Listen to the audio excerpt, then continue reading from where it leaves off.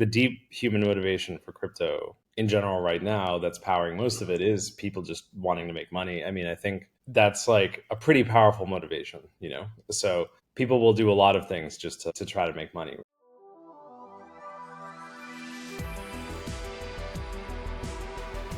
Um, Hi, everybody. Welcome to Epic Web3 podcast. I'm your host, Irena, head of Ecosystem at Chainflip.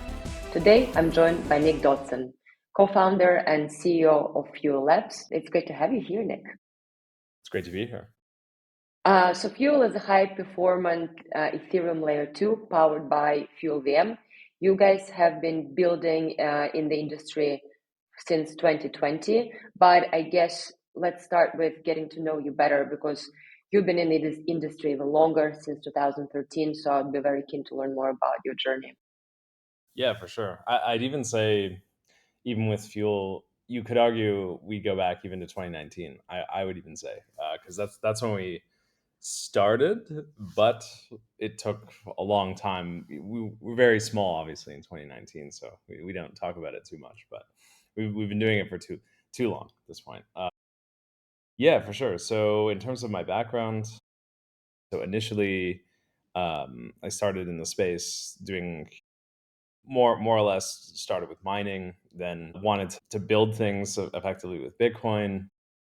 It was not a great thing to build on in 2013, still today, and found Ethereum, started to work with that, started to experiment and build some apps on it, and then basically found sort of the community and joined Consensus after a certain point. I worked with them for many years, and I think that like when it comes to Ethereum, I guess I've sort of seen it grow from when I'm can guarantee you nothing worked at all. Like basically zero things worked, and there wasn't a mainnet for Ethereum all the way through now to there's the crazy amount of infra and everything that it is today. So sort of I've seen too much maybe, and yeah, and then basically after Consensus, I think I felt like, well, first of all, I just wanted to build some things after I left Consensus. So I kind of toyed around with a bunch of different ideas, and I settled on just trying to build a good wallet. So I tried to do that,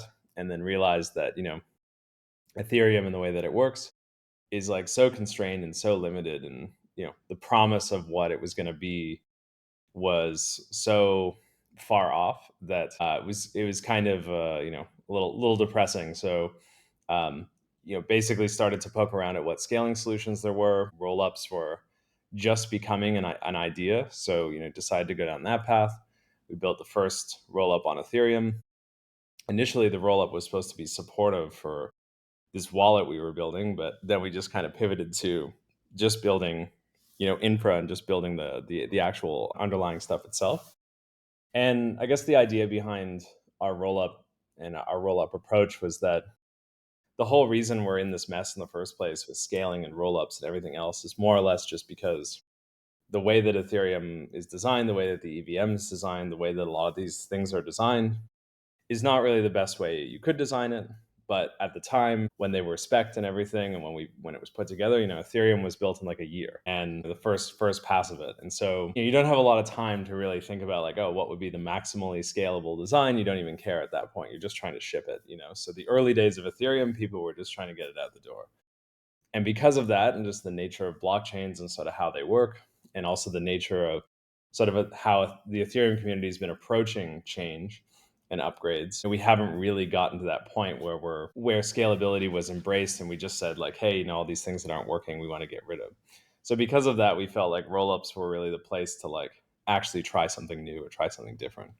So we didn't want to repeat the mistakes of the past. So we built a whole different architecture based upon all the learnings that we knew from the EVM move was a thing for a second, and then Libra collapsed, and then it wasn't a thing. So we were like, okay, well, I guess we won't, use that. And then Solana had also, I don't think it was anything at the time. So we had looked at Solana's VM, we looked at a bunch of other VMs, and we looked at Wasm, and we looked at RIS5, and basically sort of settled on an architecture and a design that would be very suitable for what we do with blockchains, but also very cognizant of all the limitations of everything else, such that you end up with like a really great system to do blockchain with. So Fuel is very much like we sort of looked at everything and tried our best to make something that's would kind of bring in the best properties from each thing and would sort of become, I would say, the best architecture. But for like the layman term pitch, you could just say, like, I'm pretty sure it'll just be the fastest blockchain. So you could just say that, just given all of the different dynamics and like, we could talk about all the different differences and whatever, but like the smooth brain would just be fastest blockchain ever. So just say that. But I think the more nuanced answer would be that, like, I think for more financial or blockchain use cases, this is a particularly interesting architecture to work with that can give you a lot of throughput and scale and still sort of be a blockchain basically. So that's kind of like the nuance of it. And then, right now we're in a phase where we've launched a layer two on Ethereum. We launched a sequencing network, and now we're sort of evolving our architecture to basically bring in what I would say is things for specific products to work well, and also to showcase like really, really expansive throughput. So like extremely high throughput cases, and that would be like applications that run 20 to 30,000 TPS each, kind of thing. It's like within those ranges. And the idea is just to open up a new sort of creative design space for people that the EVM really can't offer, but that this very much can, basically. Yeah.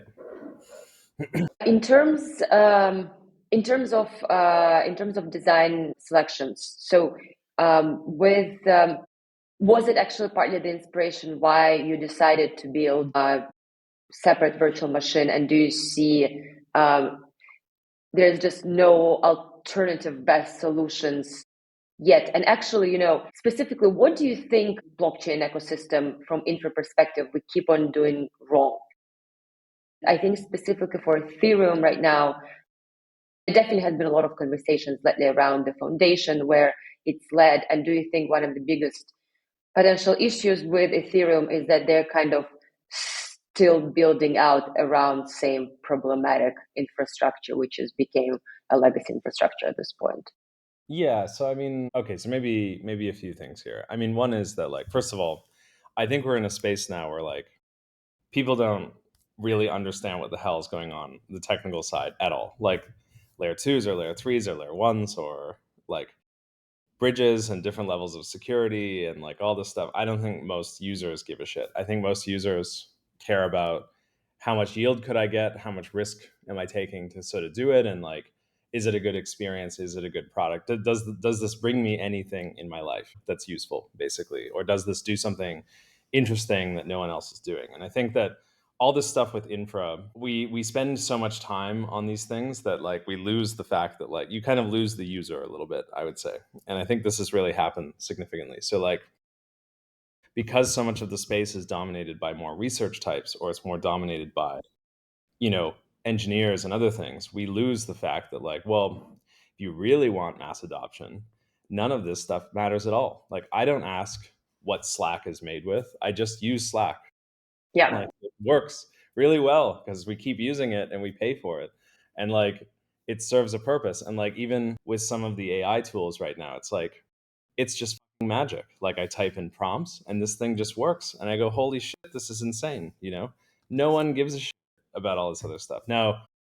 The Obviously, it's kind of like, there's the nuances are very important. So like, if I use a website, I really want to make sure it's HTTPS, because I don't want other people seeing what I'm doing on this website. Like, if we're streaming now, like, I want that to be somewhat secure between the service providers and us, right? So security really matters in certain areas for the product, but we shouldn't die on all of these different hills of scaling and security per se. You need the scale because you need to be able to have a good product. Certain products work well with limited throughput, and we see those with Ethereum right now. Like, all the limited throughput products are what you see with the EVM typically. And then high throughput products have typically been things you might see on Solana, you might see on some of the, some other maybe emergent chains right now, but it's very scarce. And I think that, like, I think we want to do products for crypto that replace the centralized exchange. It's sort of our greatest, helper, and our greatest foe is like these centralized exchanges, right? And like, those are very high throughput systems. And Hyperliquid and these other products are very much in a vein of being product focused, and then they work backward from the product to make sure the infra works for what the users need. And if you ask anyone like, how does Hyperliquid really work? Like, I have no idea. I mean, they don't even publish a lot of stuff. There's like apparently 4 validators. There's apparently a Yeah. bridge to Arbitrum. Like, some things are happening in between. Like, we have no idea what the hell's going on, and that's how it works. And that hasn't stopped really good adoption for it, right? Because people care a lot more about the product right now than they do necessarily about the infra. So I think when it comes to Ethereum, we talk about like the problems of Ethereum. I would just Yeah. say that like Ethereum wants to be this globally adopted system, that everyone's using in their day-to-day lives. But because it's really not made by people who actually make products at scale, right? For different human use cases, it sort of then is in this like middle world where like, well, it could get there maybe eventually at some point, but it's probably not. And then people who are building products have to look elsewhere. And then it gets more and more nebulous about where they're looking. It's like, do I go deploy on this other chain just because it says it's high throughput, or am I locked in there? Like, do I have to stay there? A lot of grant farming going on, not a lot of innovation. These are kinds of the challenges right now. And I think Ethereum is sort of caught in the mess of all of these things just because I think it's been around for a long time. It's had sort of a long time to develop, and it's sort of failing to meet the product needs of what a lot of people are looking for right now, which, the Ethereum community is trying to answer by infra and like layer twos and other things. But I think that at the end of the day, like, it all doesn't. What matters is the product good? Is it providing value? And then security is a part of the product, and decentralization might be a part of the product, right? Fairness and these other things might be a part of the product. But I think the whole space is sort of rapidly shifting over toward this thinking, which is excellent because we spent too much time thinking about very nebulous problems of security and scale and these other things where it's like, we have lots of different ways to solve it. Maybe Ethereum doesn't adopt it, maybe others do.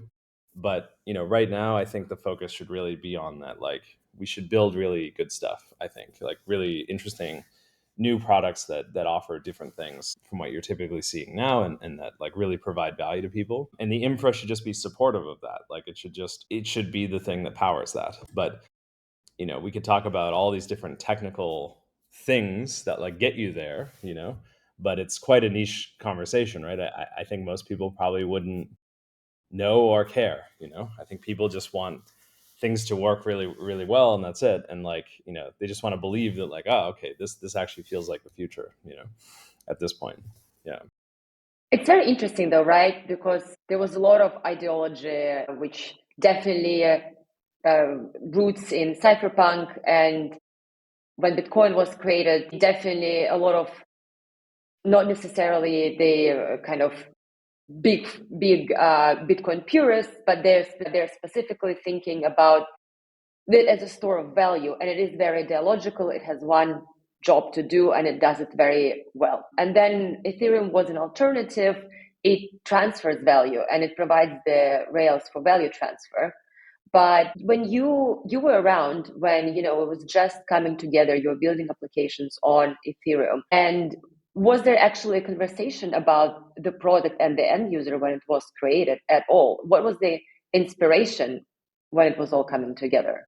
Well, I mean, look, I was probably the worst person to ask at the time too, because for me everything was just sort of really interesting and I didn't really understand. Like, for me, like, one story I tell all the time is like, there was a guy at Consensus named Andrew Keys, and I once asked him, I was like, Ethereum, it's like at 25 cents, do you ever see it going up in price? And he's like, Nick, I'm pretty certain that it's going to go to $1. And I literally almost spat my drink out. I was like, there's no way. Because I already thought I was very late to all of this stuff.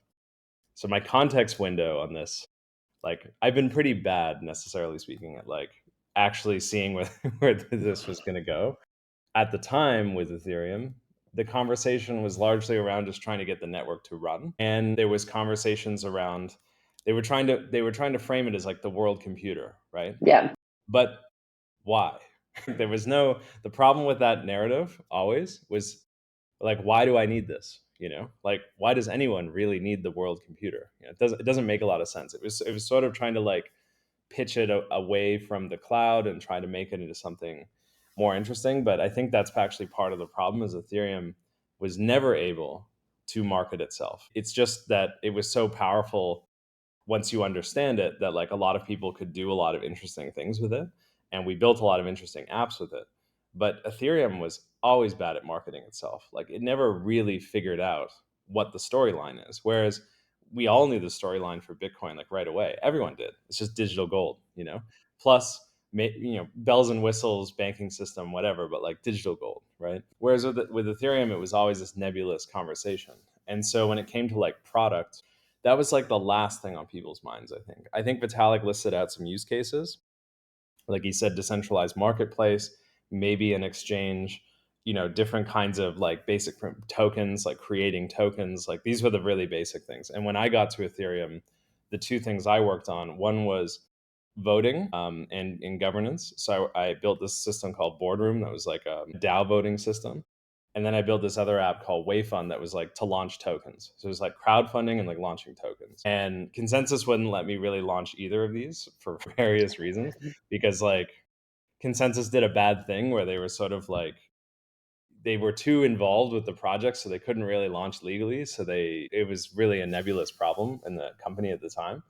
But that was what I was working on, and like there was no apps, and no one was thinking about product. For me though, I was trying to build some stuff that was more product focused, I guess. Like the Ethereum client was missing this feature called send raw transaction, and so I added that because otherwise every user would have to run a full node, and that's what they were thinking.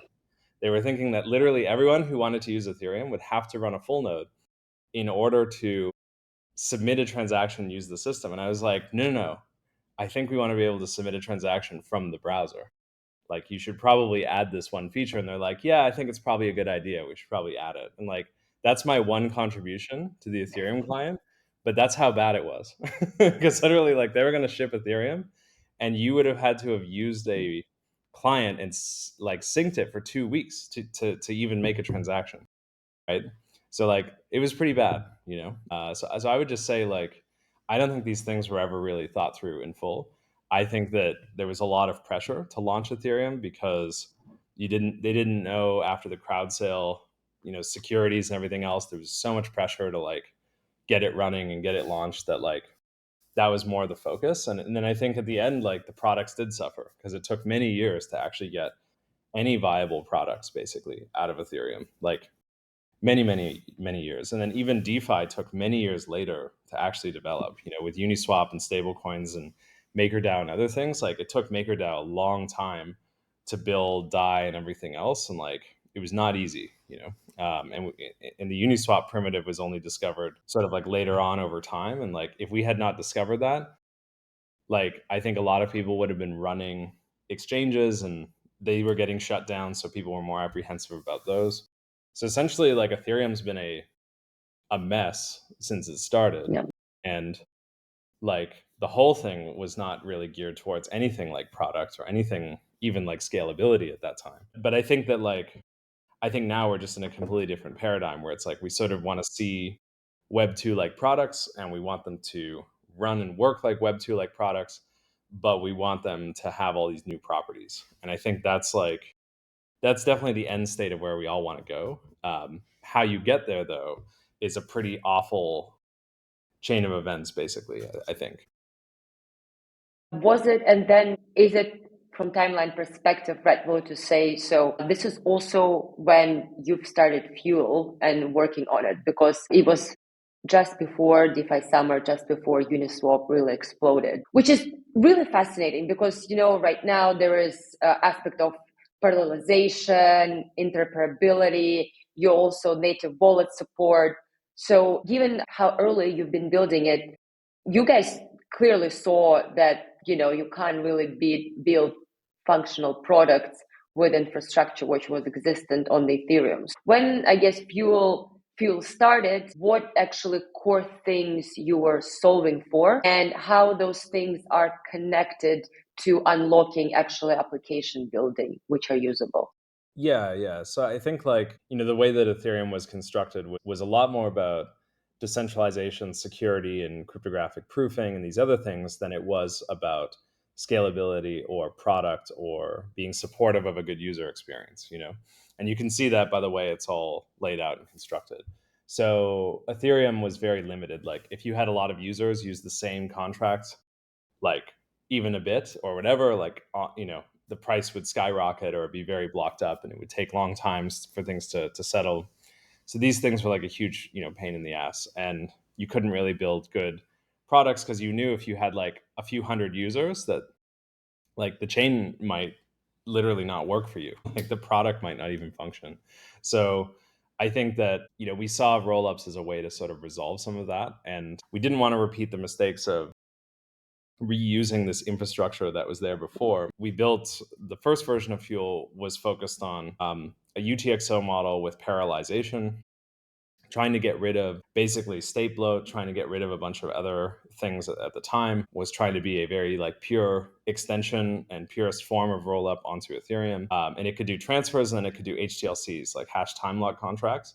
And those were used for like fast exits, but they could also be used for atomic swaps. And so that was like Fuel V1 basically. And that's sort of what it had. And it was largely around trying to solve, as you say, like the transferring of tokens and everything else. Like it was more or less for transferring tokens. Maybe we could do swaps with it, and that was sort of it.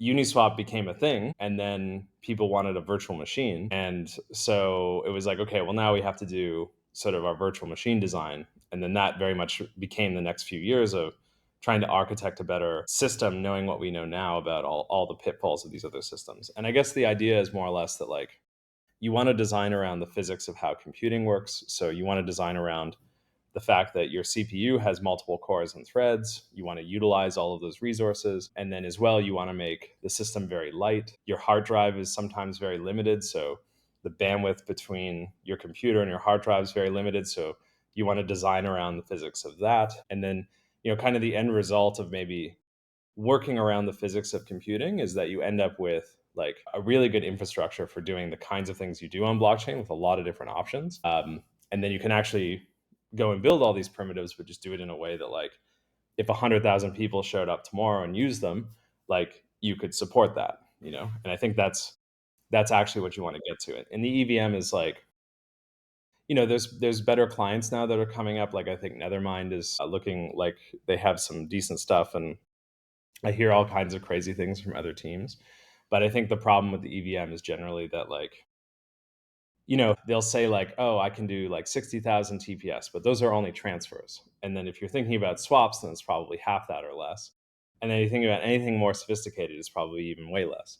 And like, that's not enough room basically to do anything interesting. Like Hyperliquid, for example, like at least what I read, like sometimes averages like 15, 20,000 TPS or something. That's one app basically. So these blockchains are not really well configured yet, I think, for scalability, whereas Fuel very much is. Like we very much could handle those kinds of loads in an expansive environment. Yeah. You guys with Fuel basically built everything from scratch. You have a new tool chain, you have new development paradigm incorporated. You definitely pioneered the implementation of UTXO, which I also see it as a way to minimize the kind of state load. But what do you, when you talk to third parties to really kind of give the core of the Fuel, what are the killer features which actually would allow to unlock those applications to be usable at scale? Because the problem is, as you pointed correctly, right now if actually users come, that most of our blockchains are going to break. Yeah. So I would say like, so the killer features of Fuel, I would say, are that we kind of give you everything that Ethereum has in terms of smart contracts, and you can build smart contracts with a lot of state and do those kinds of things if you want, or you can build sort of newer kinds of apps, like more. They use a different kind of approach where Fuel has like a native asset system. So I would say that's like very important. That uses the UTXO model underneath the hood. And with that, you can do programs called predicates. And these programs are much lighter and they can do interesting things. Like they can say, hey, if you give me this asset, I'll, and I send you this asset, then anyone can spend this asset that I have, basically. And that's like the basis of, like an OTC order, for example. But it's a much lighter way to do it. Like on the processing side, it's like one state write, it's like, one read in a drive, and then there's like a little program and it runs that, and then it's done. It's like, in terms of scale, it's like the properties you're looking for, and then you could do, hundreds of thousands of those if you wanted, right? And so we have these like different ways to build the same applications you've seen today, but to do them in a way that's much more scalable from like a blockchain perspective. So the killer features are that, I mean, on the high level, you can say like parallel processing, like extremely high throughput. You can say as well, like we'll have soft confirmations in soon. So, very, very low latency. And then as well, manage state growth. So the state doesn't get out of control. And as well, you can do these new kinds of programs that you couldn't do before that are much lighter and easier to scale. So if you tried to do an order book right now with the EVM, like every time you make an order, it has to like Merkleize this whole order in this whole tree. And if you have thousands of orders running like all the time, it has to keep Merkleizing. With Fuel, you have none of that stuff. It's very much just like that's one element, and then there's some condition over that element, and the element changes, and that's it. And so you can produce immense amounts of throughput with that because the technique is just different. And that's thanks to the UTXO model, to predicates, and to these other things. And then our virtual machine is a killer feature too. It's very heavily optimized around doing blockchain like use cases. So it's somewhat equivalent in some senses to like a RISC-V architecture, but in other senses, it's much more designed for blockchain itself. And then we have our language Sway, which very much feels like Rust, but it feels like Rust as if Rust knew what Solidity was and had the nice things that Solidity brought, not the bad things, and kind of made it into a single system. Although, given the way AI is going, like I think we'll have to probably just get to a place where like you could kind of like vibe code some of this, but you probably still need to know how it works. Otherwise, it's going to be very insecure. But like I'm hoping eventually AI could probably just take over a lot of at least the designing and specing of things, maybe not the implementation. But the point being is that Sway is like a very, very powerful, very nice language to use to target our system and our machine. So I would say like these are like some key things, but we have a lot more stuff too. Like the predicate system also forms our basis for native account abstraction. And then as well, we also have techniques that we use for things like application specific sequencing. So like you have an application and maybe what you want is like the users to use it and not pay any fees. So they just use it, and then the app works out with the builders like how things are going to get paid, but effectively like the app just sort of allows people to use the app without paying any fees. And like this sort of stuff is where we very much want to go. And then as well, we have our own sequencer, which is part of decentralizing the block production sequencing system, and we'll also probably play some roles in bridging Fuel to other things. So I think these are all maybe you could say just different technical innovations that we're working on. So quite a few. Yeah. It's always interesting to talk with the founders because there's quite often that the conversation is about the capabilities which should unlock application building. Very rarely I hear the perfect application and actually a very thorough example. I think because we're still struggling to identify what are the use cases outside of DeFi. Question actually really maybe we don't need other use cases yet, Right. because we're pretty good for DeFi as well. But for you as the CEO of Fuel, as the co-founder, how do you define the perfect application built on Fuel? Yeah, I would say that the perfect application built on Fuel would be one where you didn't even know there was blockchain involved at all. So it just worked, and there was no blockchain. You just did things, and then a lot of people just used this thing, and it didn't break.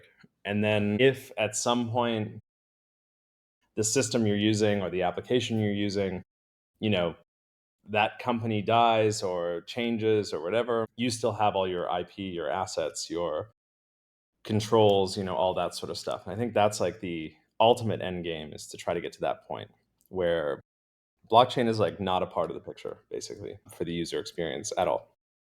And instead, it only enters the user experience if the user really wants to know, but otherwise, like, you just use the app. And I think this is the best thing you could possibly do. So like, we have a game on Fuel called Sway Farm. You can pretty much almost just use the burner wallet version and just play it on mainnet, and it just works.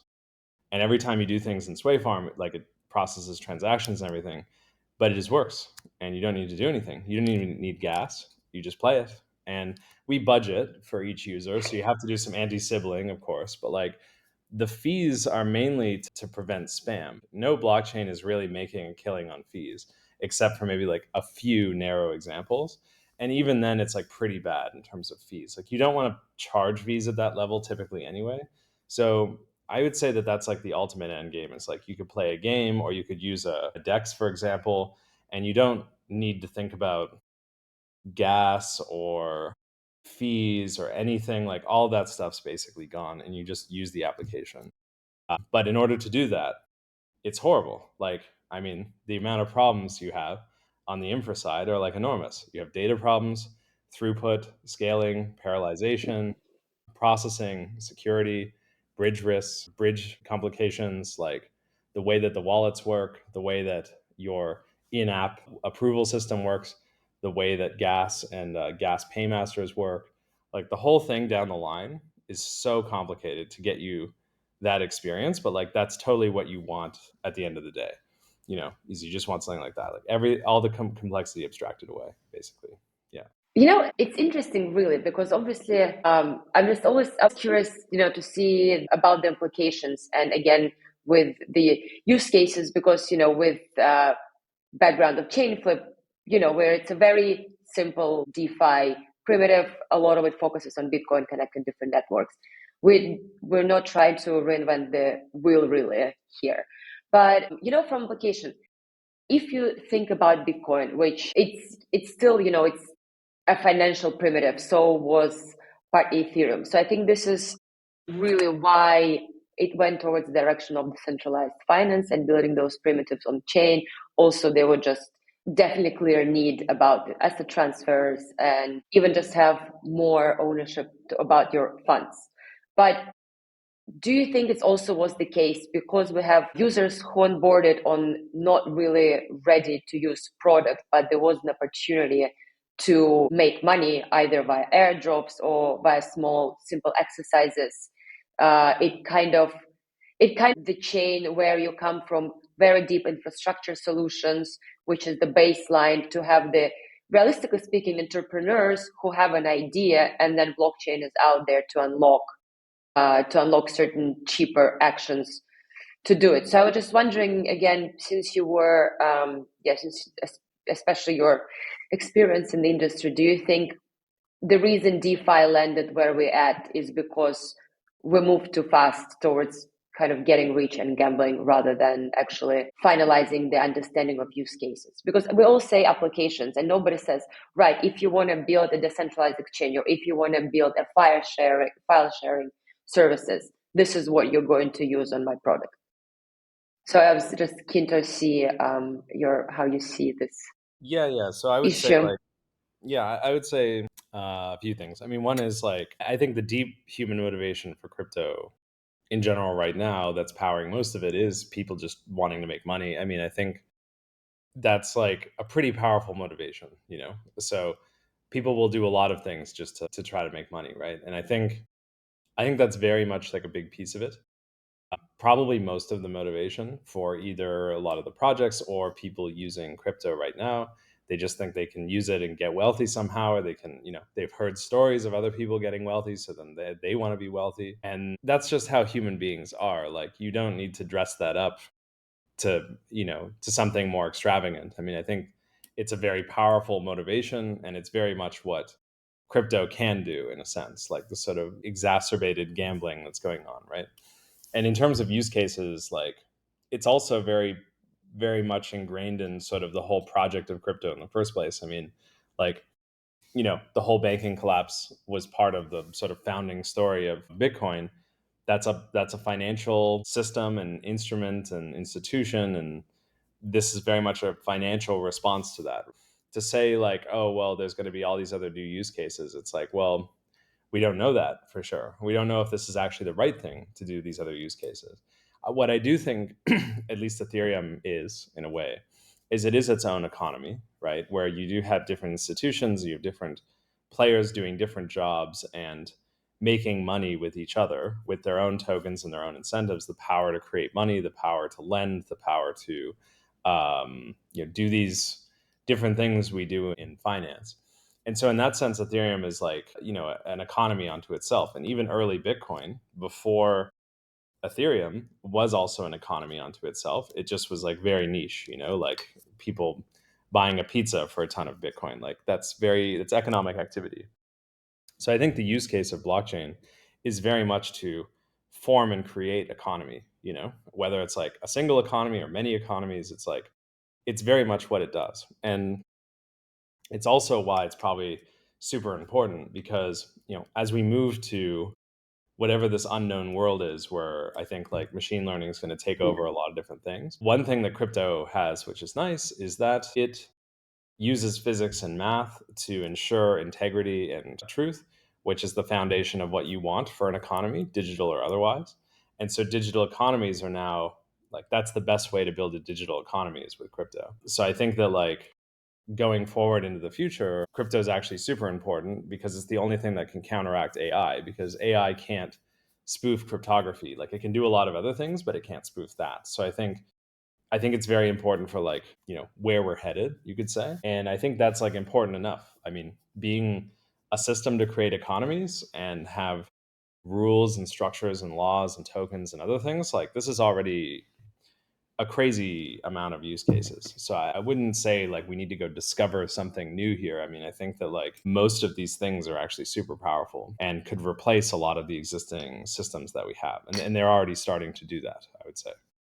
Yeah. That's a very great angle. And also, I think there's a lot of very focal attention to what is happening today and yesterday. And I think we kind of forgot about the bigger picture, what's the actual economic and social benefit unlocked by blockchain. And if Fuel as a network, one of those outposts of economic activity, how you guys are building incentives. And I think especially I'm curious in the recent years when we see a lot of not very strong launches in terms of new blockchains and token launches overall, how you guys thought about the structure and how you looking forward planning to retain community and actually attract more ecosystem participants such as users and builders.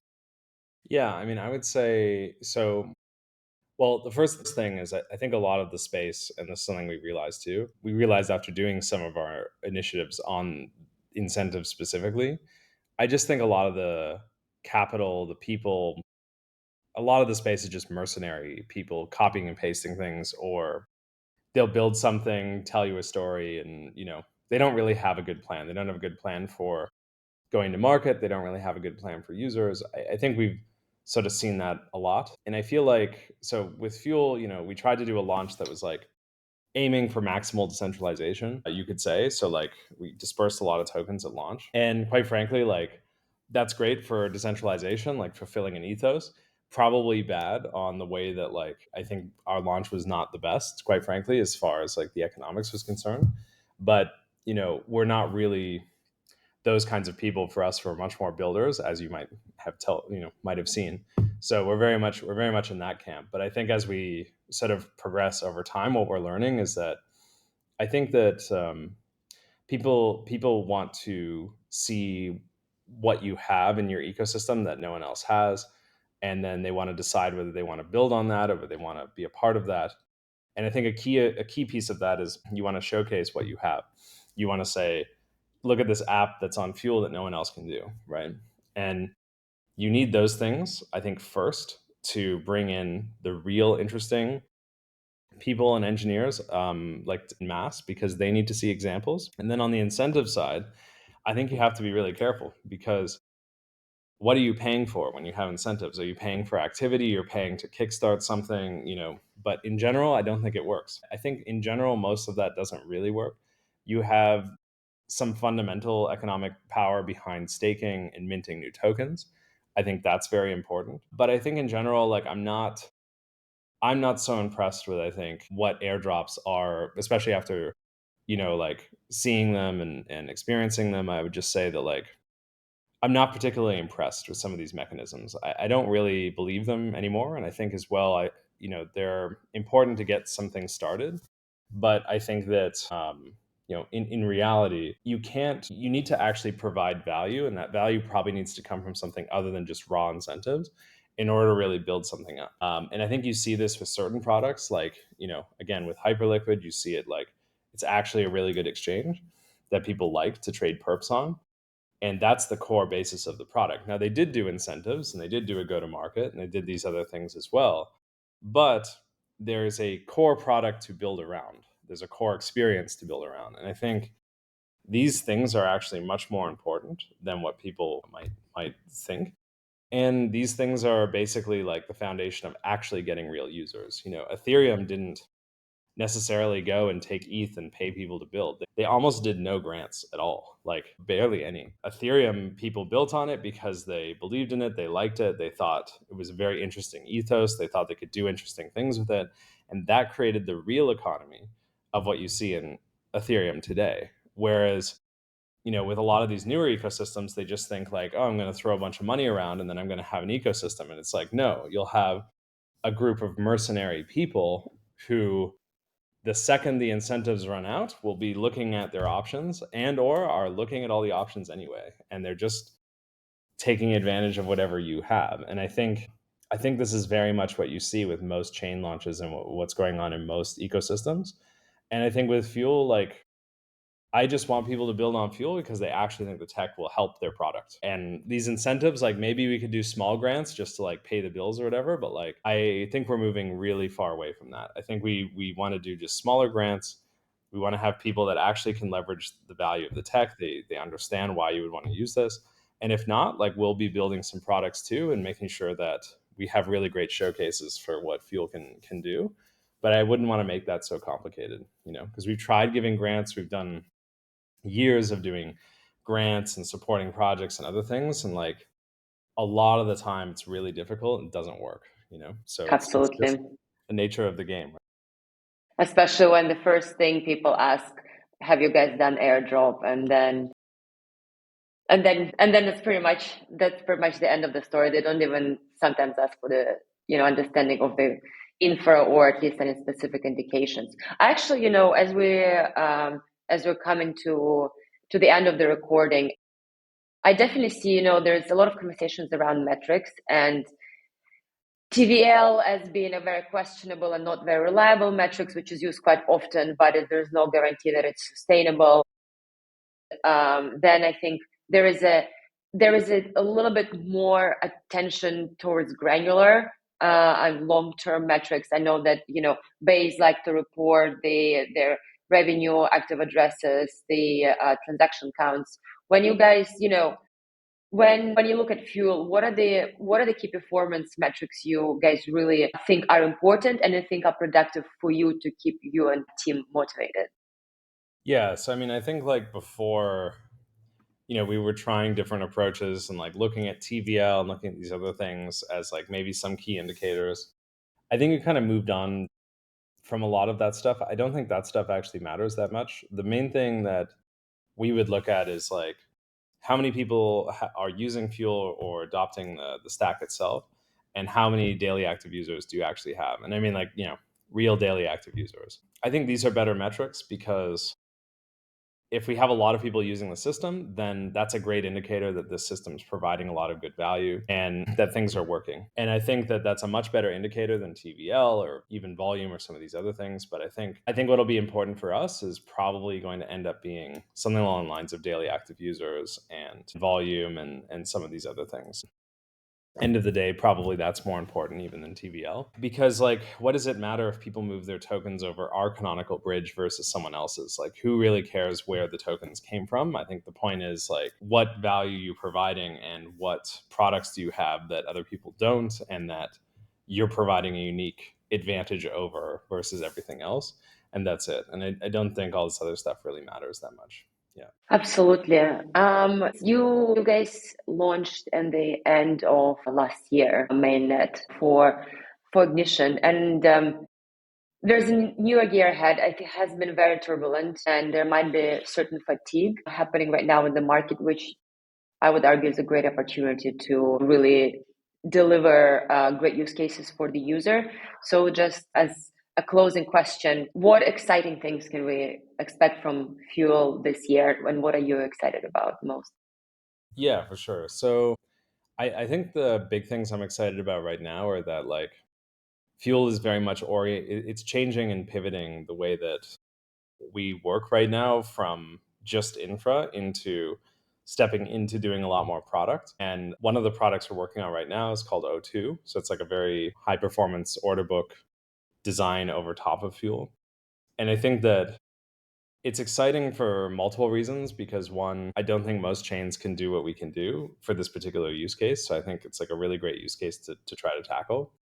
But as well, it will tie a lot of the ecosystem together. So it's not built in a vacuum. Like we'll be using a lot of the different Fuel ecosystem projects to power this product too, like lending markets or AMMs and other things like that. And hopefully it'll be a really good showcase of what you can really do with Fuel when you adopt a different design outside of smart contracts. When you go beyond smart contracts and you try to do some new things, like some new stuff, you know. And so I think like O2 will be like really exciting. I'm excited about the infra changes that we're going to probably make to power O2. So some things like really fast self confirmations. We'll be looking at different even DA layers and stuff like that. That'll be more expansive to allow us more throughput, and then as well just kind of building these experiences where you really don't have all of these hurdles anymore. You know, different wallet pop-ups and gas estimation and paying fees and all this other stuff. Like all that being